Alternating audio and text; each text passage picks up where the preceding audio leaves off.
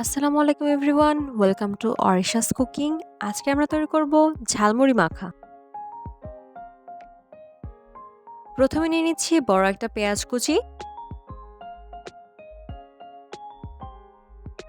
আর দিচ্ছি ধনিয়া পাতা কুচি,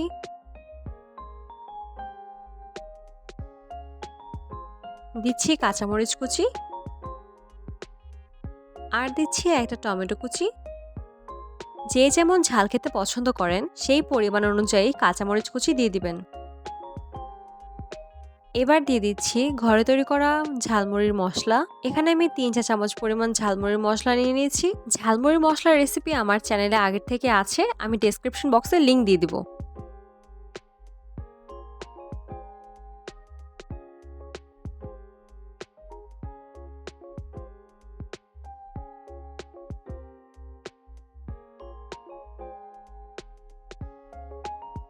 এ পর্যায়ে দিয়ে দিচ্ছি স্বাদ অনুযায়ী লবণ, আর দিয়ে দিচ্ছি বিট লবণ 1 পিঞ্চ পরিমাণ, দিচ্ছি চানাচুর। এবার সবগুলো উপকরণকে ভালো করে মিশিয়ে নিব।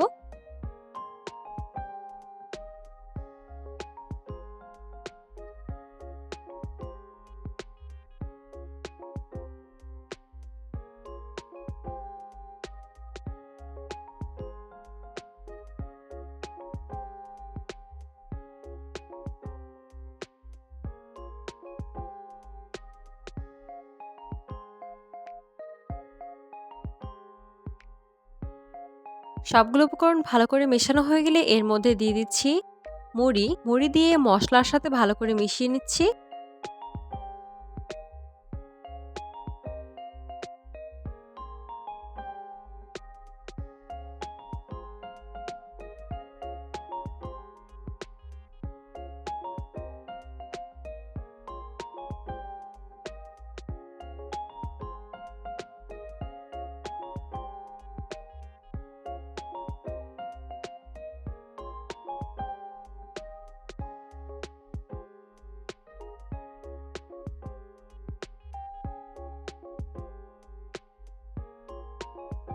ভালো করে মিশিয়ে নেওয়া হয়ে গেলে আমাদের ঝালমুড়ি মাখা তৈরি।